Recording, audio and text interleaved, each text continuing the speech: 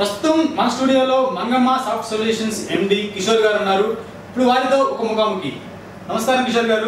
నమస్కారం అండి. కిషోర్ గారు, మీరు చాలా చిన్న స్థాయి నుంచి ఇప్పుడు ఇంత ఉన్నత స్థాయికి ఎదిగారు. అసలు మీరు ఈ అమీర్పేటలో ఏం కోర్స్ చేశారండి?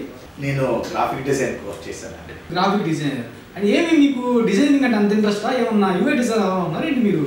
అంటే నాకు మొదటి నుంచి జావా అంటే చాలా ఇష్టం అండి. అలాగే .NET అంటే కూడా అంతే ఇష్టం. అందుకనే ఈ రెండింటి వల్ల నాకు డిజైనింగ్ నాకు వెళ్ళింది. గ్రాఫిక్ డిజైనర్ అంటున్నారు, దాంట్లో జావా అంటే ఉండవు కదండి? ఉండదు, ఎందుకు ఉండదు? గ్రాఫిక్ డిజైనింగ్ లో అంటే కోడింగే కదా. నేను చేసింది గ్రాఫిక్ డిజైనింగే. ఏముండదు దాంట్లో? దాంట్లో మనకి ఫోటోషాప్ ఉండిద్ది, ఇల్లస్ట్రేటర్ ఉండిద్ది, ఇంకొంచెం డెప్త్కి వెళ్తే కోరల్ డ్రా ఉంటుంది, ఇలా ఉంటాయి. ఎస్, దట్ వన్ ఆల్సో డిజైనింగే కదా. డిజైనింగ్. బట్ మీరైతే ఇప్పుడు జావా .NET అంటున్నారు. మరి జావా మీన్స్ ఫోటోషాప్. ఇంకా దాంట్లో మీరు చెప్పినట్టు కోరల్ డ్రా ఉంటుంది, ఇల్లస్ట్రేటర్ ఉంటాయి, ఇవన్నీ ఉంటాయి. అలాగే దాంతోపాటు .NET ఉంటుంది. కిషోర్ గారు, .NET ఈ గ్రాఫిక్ డిజైనర్లో ఉండదండి. ఒకసారి మీరు ఆఫీస్కి చూసుకోండి ఒకసారి.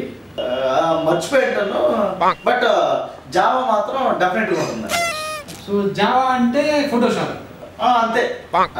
మరి జావా నేను ఎలా రాసేవాడిని? గూగుల్లో కూడా చూడకుండా రాసేవాడిని, బగ్స్ కూడా వచ్చేవాడిని కాదు. నాకు జావాలో 100కు 100 వచ్చాయి. కిషోర్ గారు, మీరు డిజైనింగ్ కాలేజ్ డేస్ నుంచి చేసేవాళ్ళు ఇలా? పుట్టినప్పటి నుంచి డిజైన్ చేశాను. మీకు ఏమన్నా ఆన్సైట్ ఆఫర్లు వచ్చినాయి మీకు? ఉన్నాయి, చాలా ఉన్నాయి. ఆన్సైట్ ఎప్పుడు మనకు మారదు కదా, మనకి ఎప్పుడు వస్తూ ఉంటాయి. రీసెంట్గా కాకినాడలో 100 శ్రద్ధాంజలి బ్యానర్లు వచ్చినాయి. అలాగే రామచంద్రపురంలో 13 సీమంతానికి బ్యానర్లు వచ్చినాయి. భీమవరంలో 3 రష్యాల బ్యానర్లు ఉన్నాయి. రేపు ఆకువీటిలో ఇంచుమించు 7-8 బర్త్డే బ్యానర్స్ ఉన్నాయి. సో అవన్నీ ఆన్సైట్లో అని మీరు అంటారు? ఆన్సైట్ అవన్నీ ఆన్సైటే కదండి. థ్యాంక్ యూ అండి. Thank you very much.